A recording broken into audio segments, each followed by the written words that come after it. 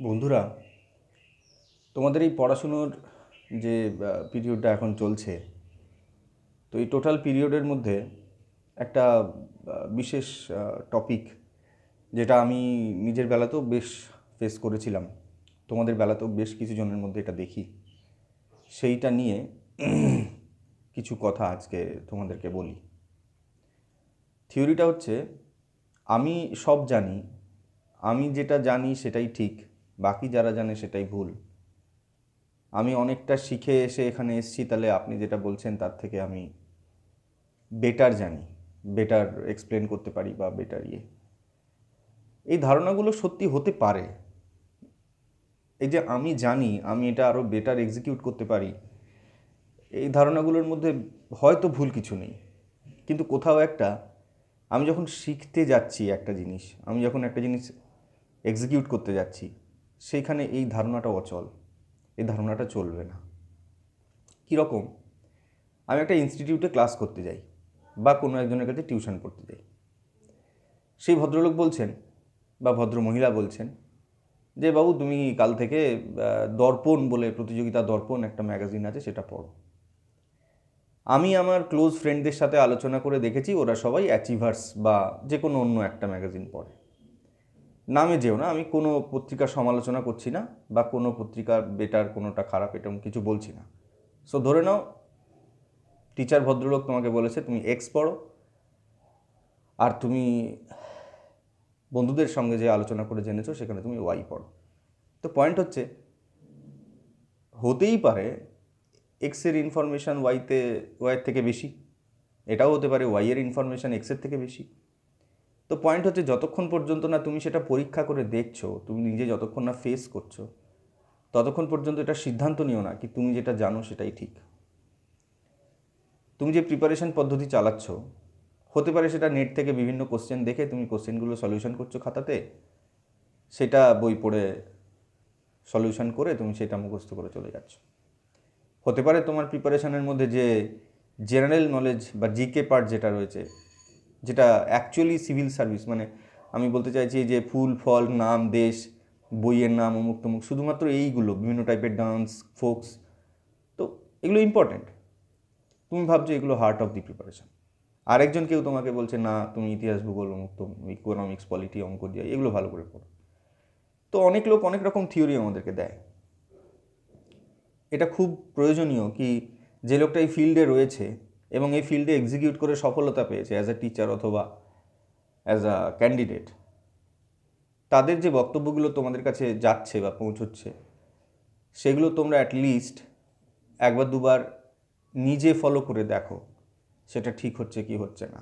তারপর সিদ্ধান্ত নাও কি তুমি বেটার জানতে নাকি সেই লোকটা বেটার জানতো। পয়েন্ট হচ্ছে, এই বেটার জানার কোনো শেষ নেই। আমি আজকে যেটা জানি, আমিও কখনো বলতে পারি না, ইভেন আমার মতো যারা আরও সকলে রয়েছে তারাও কখনো বলতে পারে না কি আমি সব জানি, আমি যেটা জানি সেটাই একমাত্র ঠিক। এই জানা বিষয়টা অত্যন্ত আপেক্ষিক।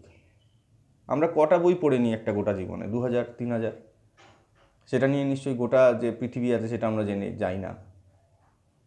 তাহলে সেটা যদি না হয়, একটা প্রিপারেশন পিরিয়ডের মধ্যে একজন এক্সপিরিয়েন্সড লোক যেটা বলছেন, সেই বিষয়টা আমি এক ধাক্কায় উড়িয়ে দিলাম, না আমি ঠিক করেছি আমি এই ম্যাগাজিন পড়েই করব, আমি নেট থেকে যে কোশ্চেন পাচ্ছি বা যে ছাত্রবন্ধু টাইপের যে বইগুলো হয়, হেল্পিং বা বুকস যেগুলো, সেখান থেকেই আমি করছি, কারণ আমার বন্ধুরা করছে, ওরা বলে দিয়েছে যে এটাই বেটার সোর্স, অনেকে কমন পেয়েছে। তো যে কোনো একটা তথ্য বা একটা থিওরি এক্সপ্লেন্ড অবস্থায় সেইটা নিজে অ্যাকসেপ্ট করে সেইটাকেই চিরসত্য বলবার আগে এটা অত্যন্ত জরুরি কি তুমি সেটা নিজে পরীক্ষা করে একবার দেখো, তুমি সেই জোনে গিয়ে নিজে আগে পড়াশুনোটা করো, সেটা আগে বোঝো কী বলতে চাওয়া হয়েছে, তারপর ডিসাইড করো কি সেইটা থেকে তুমি বেশি জানতে নাকি যেটা তোমাকে নেক্সট সাজেশন দিলেন একজন এক্সপিরিয়েন্স লোক সেটা ঠিক। মানে বক্তব্য হচ্ছে এখানে কি, কথা নিশ্চয়ই শোনো, একজন অথরাইজড পার্সনের থেকে শোনো, যে লোকটা এই ফিল্ডে রয়েছে এবং এই ফিল্ডে সাকসেস পেয়েছে। আবার এটাও নেসেসারি নয় কি যার থেকে তুমি কথাটা শুনলে সবটা হয়তো তোমার কাছে ফলো করবার মতো হচ্ছে না, সম্ভব হচ্ছে না, তাহলে আরও একজন এক্সপিরিয়েন্স লোকের কাছে মতামত নিতে পারো, যে দুটোর মধ্যে যেটা শ্যুট করে সেটা করো, কিন্তু সেটাই করো যেটা মোটামুটি ওয়েল অ্যাকসেপ্টেড এবং যেটা একটা গুড প্র্যাকটিস হিসেবে হিসেবে আমরা সকলে জানি, সেরকম একটা কিছু করো। এটা পড়াশোনার বেলাতেও সত্যি, ব্যক্তিগত জীবনের বেলাতেও সত্যি। তোমার মনে হচ্ছে কি না আমি রাত্রি পর্যন্ত পড়ব, রাত্রি 1টা 2টো না হলে আমার পড়ার মুড আসে না, হতেই পারে। আবার কেউ বলছে যে না আমি সারা রাত জেগে পড়বো, সকালবেলাটা আমি ঘুমিয়ে কাটাবো। কেউ হয়তো সকালবেলা একটু পরে, বেলার দিকে রেস্ট করে, রাত্রের দিকে ঘুমিয়ে পড়ে, তাড়াতাড়ি করে সব কিছু। তোমার বাবা মা এসে বলছে যে না তুমি বিএড করো, বিসিএস করো না। কেউ বলছে না বিসিএস করো, বিএড করো না। তো all this theories go like কি যে যে পরিস্থিতিতে আছে সেই পরিস্থিতিটার সাপেক্ষে সে যেটাকে ঠিক মনে করে সেটা তোমাকে বলছে। তার পরিস্থিতির সাথে তোমার পরিস্থিতি মিলবেই এটা কিন্তু কখনো হয় না। তুমি আজকে একটা ছেলেকে তুমি তোমার একজন মেয়েকে বললে যে আমি তোমার সাথে সম্পর্কে যেতে ইচ্ছুক। সে মহিলা বলছে আমার জীবনের সমস্যার শেষ নেই, এইগুলো নিয়ে আমি নিজেই হাঁকুপাকু করছি, তা তুমি কী করে এর মধ্যে করো, আমি জড়াতে চাই না। তো পয়েন্ট হচ্ছে সে কী পরিস্থিতিতে সেটা বলছে, সেই পরিস্থিতি কিন্তু আমরা কেউ রিয়েলাইজ করি না। আমাদের ফ্যামিলি থেকেও যখন আমাকে প্রেশার ক্রিয়েট করা হয়, ফ্যামিলির পরিস্থিতি সম্পর্কে আমরা বুঝতে পারি না। আমরা আমাদের পরিস্থিতির রেসপেক্টে সেই জিনিসটা বিচার করে আমাদের মতো একটা সিদ্ধান্ত সেটার উপর চাপিয়ে দিই। আমাদের মতো সিদ্ধান্ত চাপাবার যে এই যে নেচারটা, এটাকে আরও একটা নাম দিই, সেটা হচ্ছে সুপিরিয়রিটি কমপ্লেক্স। সুপিরিয়রিটি কমপ্লেক্স কীরকম হয়, আমি হয়তো একজন মাস্টার্স ডিগ্রিধারী লোক ভূগোলে, আমি একটা জায়গায় পড়তে গেছি সিভিল সার্ভিসেসের জন্য। সেখানে যে ভদ্রলোক ক্লাস নিচ্ছেন সেটা একটা প্রাইভেট ইনস্টিটিউট, উনি হয়তো কোনো ভালো জায়গায় চাকরি পাননি, যে কোনো কারণেই হোক, বা উনি পড়াতে ভালোবাসেন, অপশান পাননি, সেখানে এসে পড়াচ্ছেন। বেশ কিছুদিন ধরে, বেশ কয়েক বছর ধরে তুমি সেখানে পড়াচ্ছেন। তুমি ভূগোলে ভালো জানতেই পারো, তুমি ফিজিক্সে ভালো জানতেই পারো, অঙ্কে ভালো জানতেই পারো, বাট স্টিল সেই ফিল্ডে সেই ভদ্রলোক যখন বেশ কিছুদিন রয়েছেন, তার বক্তব্যগুলো আগে শুনে সেটা অ্যাটলিস্ট নিজের যে বিচার ক্ষমতা রয়েছে সেটা দিয়ে একবার বিশ্লেষণ করা দরকার। এবার তাহলে তো তোমরা বলবে যে হ্যাঁ তাহলে সবার কথাই ওইভাবে শুনতে হয়। আমি কিন্তু সেটা একবারও বলিনি। আমি বলছি শুনতে তার কাছেই হবে যে লোকটা এই ফিল্ডে এনরিচড, অথরাইজড পারসন, অথবা সাকসেস পেয়েছেন, এরকম কারোর কথা। আমাদের চরিত্রের মধ্যে যেটা আছে কি, আমরা আমাদের চারপাশে যে সমস্ত সোর্স পাই, সেই সমস্ত সোর্স থেকেই যা যা ইনফরমেশান পাই সেটাকেই ঠিক বলে মনে করি। সেই পথ দিয়ে যাই, সেই পথ দিয়ে বারবার ভুল করি, ফেল করি, আরেকজনের কাছে মতামত নিতে যাই, তার থেকে নিয়ে আবার ফেল করি, আরেকটা কোনো একটা গ্রুপ বা কোনো একটা লোকের ইনফরমেশান নিয়ে সেটাকে সত্যি বলে মেনে নিয়ে কোনো একজন মাস্টারকে ফোন করে জিজ্ঞেস করি তাহলে এটার প্রবাবিলিটি কী হবে, এই যে খবরটা পেলাম। তো এরকম করলে তো পুরো ঘেঁটে শেষ হয়ে যাবে। আমি যখন প্রথম প্রিপারেশান শুরু করছি তখন আমার একটা ওয়ে আউট দরকার, কি আমি কোন দিকে যাব। এই কোন দিকে যাবোর যে উত্তরটা হয়, এটা একজন মাস্টারের কাছে গিয়ে বা একজন এক্সপিরিয়েন্স লোকের কাছে গিয়ে, যে সাকসেসটাকে চোখে দেখেছে বা নিজে সাকসেস পেয়েছে, সেই লোকটা যে সাজেশানগুলো দিল সেটা আমি শুনলাম, সম্ভব হলে আরও একটা জায়গায় সেটা শুনলাম, এরপর আমি নিজের একটা ওয়ে আউট ডিসাইড করলাম, করবার পরে সেটা ধরে আমি এগিয়ে গেলাম। এই টোটাল সিস্টেমটা চলাকালীন বিভিন্ন মাস্টার, বিভিন্ন বন্ধু বান্ধবী, পরিবার, এরকম অনেকজনের সাথে আমাদের দেখা হবে এবং তাদের সাজেশানও আমরা পাবো। তো এই পরিস্থিতিতে কারটা নেব, কারটা বাদ দেব, কেন নেব, কেন বাদ দেব, এটা নিয়ে একটা বিশাল কনফিউশন ক্রিয়েট হয়, বিশাল কনফিউশন। তো সেই পরিস্থিতি থেকে যদি বেরোতে হয়, সব সময় নিজের ডিসিশানটা স্টিক করে থাকতে হবে। আমাকে একজন মাস্টার বলেছে যে তুমি ভোরবেলায় উঠে পড়লে সায়েন্টিফিক্যালি তোমার মনের শক্তি বেশি থাকে মনে রাখার। আমি কিন্তু ফোর্স করে যাচ্ছি, যেহেতু আমার বান্ধবী রাত্রেবেলা জেগে পড়ে, তার সাথে আমাকে সময় শেয়ার করতে হবে, তাহলে আমি রাত্রেবেলা একসাথে পড়ি। আমি বলছি একসাথে পড়ি, কিন্তু বেসিক্যালি দেখা যাচ্ছে তার সাথে আমি সারা রাত হোয়াটসঅ্যাপ করি বা পড়ার মাঝে মধ্যে তাকে রেসপন্স করি। তো অ্যাকচুয়ালি আমার পড়াটা কিন্তু সেদিনকে এগোচ্ছে না। আর সত্যি কথা বলতে কি, তুমি যখন সারাদিন কাজ করে এসে রাত্রিবেলা পড়তে বসো, তোমার ভেতর এত টায়ার্ডনেস থাকে যে তুমি যে জিনিসটা 2 ঘন্টায় তোমার মনে রাখার কথা সেটা কিন্তু 3.5 ঘন্টা লেগে যায়। এটা সায়েন্টিফিক। তো প্রশ্ন হচ্ছে, একজন মাস্টার যখন বলছে তোমার ভোরবেলায় পড়লে ভালো, সে কিন্তু তোমাকে ফোর্স করছে না। যদি ফোর্স করে সেটা অন্য জিনিস, কিন্তু সেটা তুমি না শুনেই ডিনাই করে দিলে জাস্ট বিকজ তুমি তোমার জিনিসটাকে, তোমার পছন্দের অ্যাম্বিয়েন্সে রাখতে চাইছো, কিন্তু তোমাকে এটা বুঝতে হবে কি সাকসেস পেতে গেলে তোমার পছন্দের অ্যাম্বিয়েন্স প্রয়োজন নেই। সাকসেস পেতে গেলে ওটার এক্সিকিউশন দরকার। সেটা তোমার পছন্দের অ্যাম্বিয়েন্সও হতে পারে, তোমার অপছন্দের অ্যাম্বিয়েন্সও হতে পারে। অ্যাকচুয়ালি আমাদের চরিত্রটা হচ্ছে এরকম কি আমরা সমস্ত লোকের সাথে মিশে আমাদের পছন্দের অ্যাম্বিয়েন্সটা খুঁজে বার করবার চেষ্টা করি। সেইটা আমরা একজন, এই যে আমাকে ফোন করে হয়তো জিজ্ঞেস করছে যে আমি এই সাবজেক্টে এই বইটা পড়ি, অফিস করি, তাই এই সময়টায় আমি পড়ি, এই রুটিনটা আমি মেনটেন করি, এটা কি ঠিক আছে? তো প্রশ্ন হচ্ছে তুমি যখন এটা ডিসাইড করে এগিয়ে গিয়েছিলে সেটা নিশ্চয়ই কোনো এক্সপিরিয়েন্স লোকের থেকে তুমি করেছো। তাহলে করবার পরে সেটা বিভিন্ন লোকের থেকে বারবার জাস্টিফিকেশান চাইছো, তার মানে কি তুমি যে পথটা দিয়ে যাচ্ছ সেটা নিয়ে তোমার কোনো কনফিডেন্সই নেই। কনফিডেন্স নেই কেন? কেননা হয় তুমি যেটা তোমাকে যে রাস্তাটা দেওয়া হয়েছে সেটা তুমি ফলো করো না পুরোপুরি, অথবা যে ইনস্ট্রাকশনসগুলো দেওয়া হয়েছে সেটা তুমি মাঝে মধ্যেই মানে সেটা 50% করো, 50% করো না। আমি যখন তোমাকে বলছি যে না ভাই তুমি ইকোনমিক্সের টেক্সট বই পড়ো, সেখানে তুমি ম্যাকবুক পড়ছো। ম্যাকবুকে সব সব যে থিওরি আছে সেগুলো থাকবেই না, সম্ভবই নয় সেটা।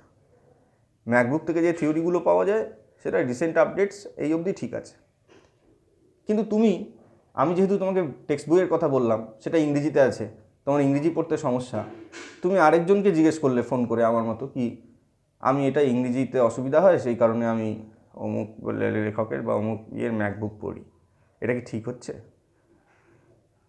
অথবা সেই লোকটা তোমাকে ওইটা বলেছে যে টেক্সট বই পড়ো, তুমি সেই বাংলা ম্যাকবুক বা যাই হোক একটা বই পড়ে আমাকে ফোন করছো, এটাকে আমি ঠিক করছি, উনি বলেছিলেন। তো তার মানে কি তুমি তোমার ফার্স্ট কথা কি তুমি তোমার ওই আরামের জায়গা থেকে বেরোতে চাইছো না, আর দ্বিতীয় কথা কি যে তোমার ওই পছন্দের অ্যাম্বিয়েন্সটা তোমার ছাড়বার মতো তুমি মায়া কাটাতে পারছো না, আর পারছো না বলেই এই সাকসেসটা আসতে দেরি হচ্ছে। এই প্রিপারেশানের সবচেয়ে বেশি যেটা প্রয়োজন, সবচেয়ে বেশি, বি অনেস্ট, মানে আমি একদম ভেতর থেকে তোমাকে সত্যি কথা বলছি, তোমাদের নিজের আরামের জায়গা থেকে বেরোতে হবে। আরামের জায়গা থেকে বেরোতে হবে মানে কি আমার নর্মাল শুতে যাওয়ার টাইম 1টা, আমি উঠি 8:30, 2 ঘন্টা পড়ি, একটু ফেসবুক করি, একটু হোয়াটসঅ্যাপ করি, আরও 1 ঘন্টা পড়ি, খেয়ে দিয়ে ঘুমাই। তো দিনে আমার যে একটা এক্স্যাক্ট শিডিউল আমি বানিয়েছিলাম সেটা আমার ডেলি এক্সিকিউট হয় না, অলমোস্ট প্রায় দিনই এক্সিকিউট হয় না, সেখানে ফাঁক থেকে যায়। তো প্রত্যেক দিনই আমার ভেতরে তাহলে এই যে কনফিডেন্স তো নার্চার করে আসে, কনফিডেন্স ডেলি নিজের কাজটা কমপ্লিট করবার পরে আসে। কাজ কমপ্লিট না করলে কোনো দিন কনফিডেন্স জেনারেট হবে না। কনফিডেন্স তখনই জেনারেট হবে যখন আমাকে একটা ডিউটি দেওয়া হয়েছে বা আমি নিজে নিয়েছি এবং সেটা কমপ্লিট করেছি সেদিন। যদি কমপ্লিট না করি, নো কনফিডেন্স। তাহলে যেহেতু কনফিডেন্স হচ্ছে না, তাহলে তুমি বারবার জাস্টিফাই করতে আসছো যে ভাই দাদা এরকম আমি এটা করছি, এটা কি ঠিক আছে? তোমার পরিবার থেকে তোমাকে বলেছে যে পড়াশুনো, এটা বিয়ে করা মেয়েদের ক্ষেত্রে বেশি হয়, পড়াশুনো করতে হবে না, স্বামী সংসার দেখো, ইত্যাদি ইত্যাদি দেখো। তুমি সেইটা নিয়ে পরিবারে ঝগড়া করতে চলে গেলে, ঝগড়া করলে, তর্ক বিতর্ক করলে, অশান্তি করলে, কান্নাকাটি করলে, পড়াশোনাটা বন্ধ হয়ে গেল। সেই সময় তোমার দুজন বন্ধু বুদ্ধি দিল যে সেই সময় খুব সম্ভাবনা থাকে সেই সময় তোমায় যে ওয়ে আউটগুলো দেওয়া হলো তুমি সবই শুনতে চাইবে, কেননা তুমি একটা বিপদের মধ্যে রয়েছো, তোমার সম্পর্ক ভাঙতে চলেছে বা ভেঙে গিয়েছে, অত্যন্ত অশান্তি চলছে, সেরকম একটা পরিস্থিতিতে, বা সেটা বাড়ির সাথে হতে পারে, বন্ধুবান্ধবীর সাথে হতে পারে। তো এরকম একটা পরিস্থিতিতে তোমার ভিতরে সব কিছু ঘেঁটে থাকে, যে যা সাজেশন দিচ্ছে মনে হয় হ্যাঁ এটাই ঠিক, কিন্তু কিছুদিন পরে সেটা আর এক্সিকিউট করা যায় না, সেটা থেকে সাকসেস আসে না। এবার তোমরা এক্সপিরিয়েন্স কোনো লোককে ফোন করো, দিয়ে জাস্টিফাই করার চেষ্টা করো যে আমি ওই পরিস্থিতিতে এই সিদ্ধান্তটা নিয়েছিলাম, এটা কি ঠিক আছে? কিন্তু দেখা যাচ্ছে তার আগে তোমাকে এটা নিয়ে সাজেশন দেওয়া হয়েছিল, তুমি যখন প্রথম দিন প্রিপারেশান শুরু করেছিলে, তোমার ভেতরের উত্তেজনা ছিল, কিছু করবার মতো মনের জোর ছিল, সেই প্রথম দিন সেই জিনিসটা কিন্তু তুমি যদি থ্রু আউট মেনটেন করতে হয়তো প্রথমবারই সাকসেস পেয়ে যেতে, কিন্তু সেইটাকে কন্টিনিউ করতে পারোনি তুমি। কন্টিনিউ করতে পারোনি তার একটা কারণ কি, এই যে আজকে এই অশান্তিটা ক্রিয়েট হলো তার শ্বশুরবাড়িতে, তার কারণ হচ্ছে সে বিয়ে করেছে। তার হাজব্যান্ড বা যাই হোক শ্বশুর শাশুড়ি ইনিশিয়ালি হয়তো তার পড়াশুনোকে হ্যাঁ বললেও পরবর্তীকালে যখন তার এনগেজমেন্ট আরও বেড়ে যাচ্ছে দিনকে দিন, তখন তারা মনে করছে, তারাও ভয় পাচ্ছে কি না তাহলে পরিবারটার কী হবে ও যদি সারাদিন এরকম পড়াশুনো করতে থাকে, এরকম তাদের একটা ভয় থাকে। তো সেদিক থেকে এবার ফোর্স আসা শুরু হলো।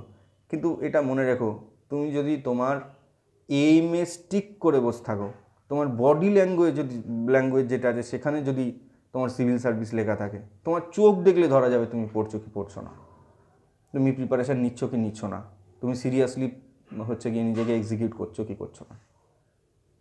তো এই এই যে বডি ল্যাঙ্গুয়েজ বিল্ডিং, এটা একমাত্র ওই ডেলি এক্সিকিউশন দিয়ে হয়, আর সেটা নিয়ে একমাত্র ওই নিজের আরামের জায়গা থেকে বেরিয়ে আসতে হয় শুরুতে, কোনো মায়ার দিকে দিয়ে করতে নেই।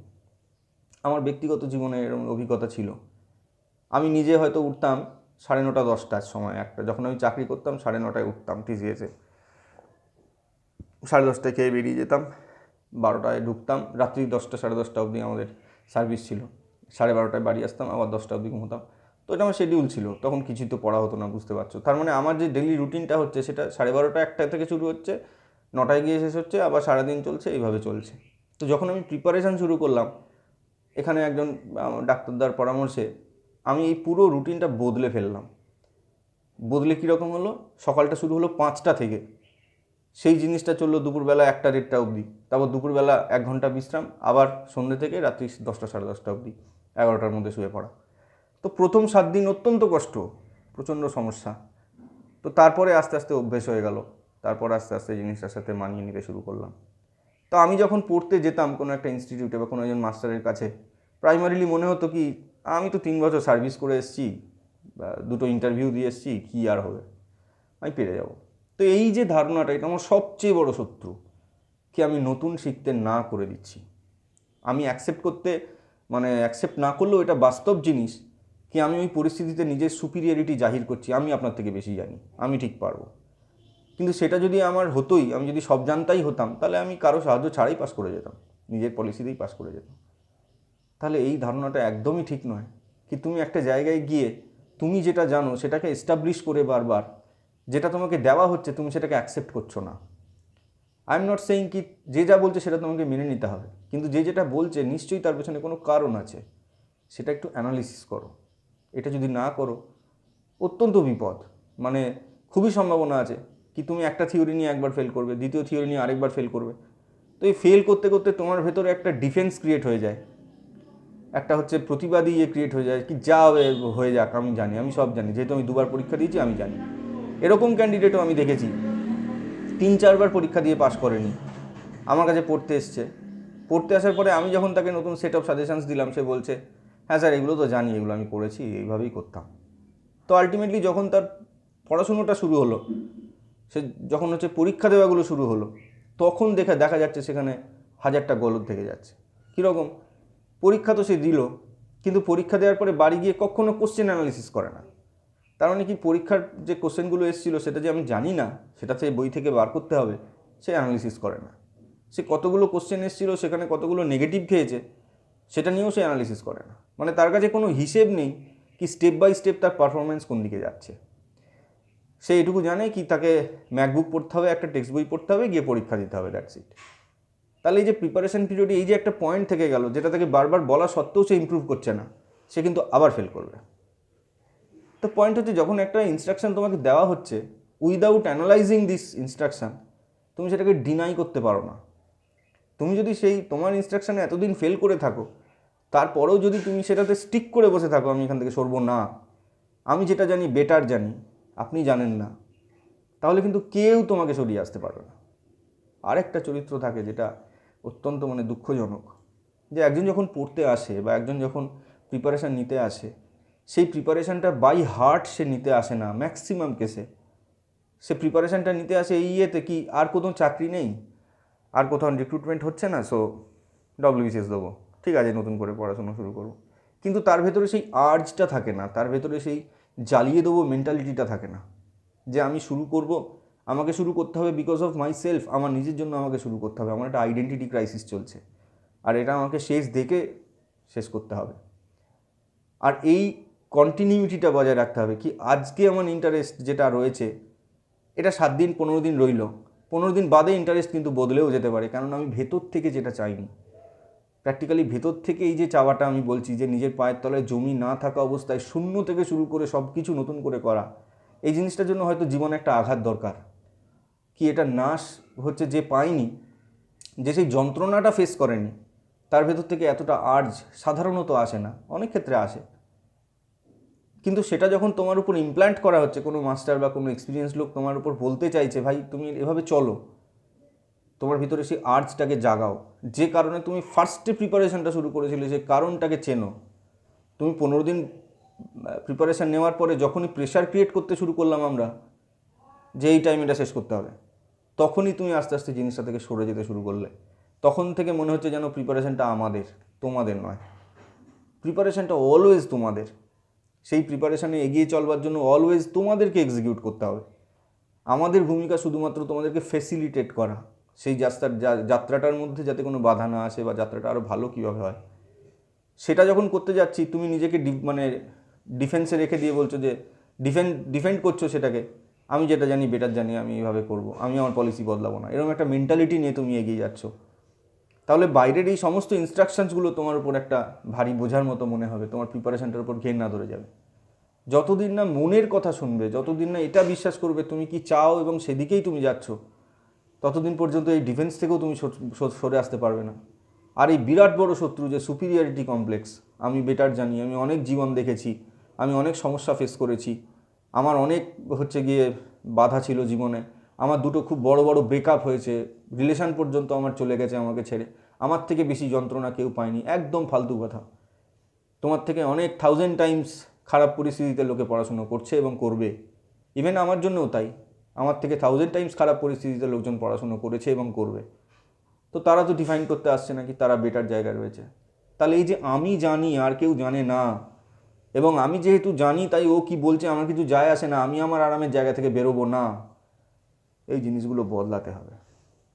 এই চরিত্রটা যতদিন না বদলাবে, তুমি নতুন জানবার জন্য তোমার দরজাটা খুলতে পারবে না। আর যদি সেটা না পারো, তাহলে যদি তোমার পলিসি ঠিকঠাক হয় তো ফাইন, তুমি পাস করে গেলে, কিন্তু যদি তোমার পলিসিতে কোনো খোঁট থেকে যায়, তুমি কিন্তু কখনো পাস করবে না। যে লোকটা পাস করে তোমাকে বলছে, সে নিশ্চয়ই এমন একটা জায়গা থেকে বলছে যে যাতে সে সেটা ফিল করেছে, তাহলে সেটাকে শোনো। শোনবার পরে সেটাকে নিজের বিচার দিয়ে একবার ভাবো যে তোমার জন্য সেটা কতটা ঠিক কতটা ভুল, তারপর সিদ্ধান্ত নাও। কখনো এটা ডিফেন্ড করে বসে থেকো না কি আমারটাই সবচেয়ে ঠিক, এই পদ্ধতিটাই, এর কোনো হয় না। তো এই পদ্ধতিটা তাহলে তোমার জাস্টিফাই করার দরকার কী আছে? যদি তুমি তোমারটাই ঠিক মনে করো, পাশের বন্ধু যেটা বলেছে সেটাই যদি ঠিক মনে করো, তাহলে আমাকে ফোন করে এটা জিজ্ঞেস করার কোনো মানে নেই কি আমি কি এটা ঠিক করছি। আমি যেটা বলবো সেটা কি তুমি মানবে?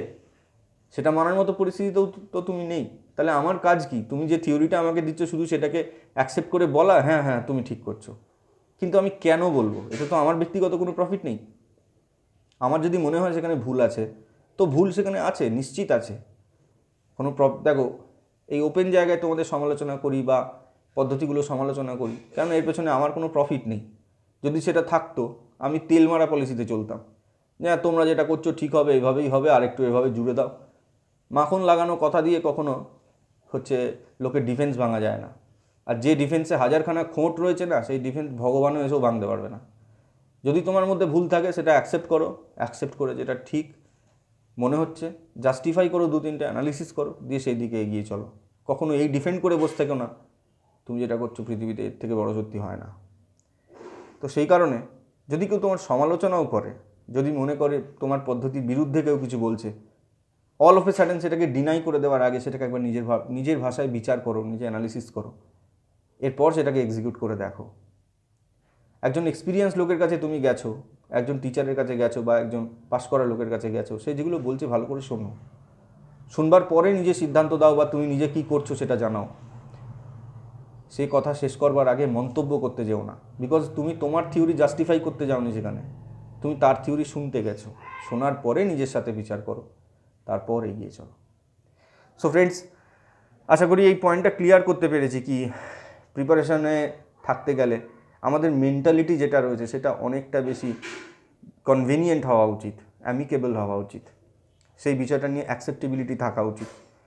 অ্যান্ড যেহেতু তুমি একজন সিভিল সার্ভিস পাস করে একজন সিভিল সার্ভেন্ট হতে যাচ্ছ, তোমার ভেতরে এই যে জিনিসটা, এই যে ভালো শ্রোতা হওয়া, এই জিনিসটা কিন্তু অত্যন্ত প্রয়োজন পড়বে।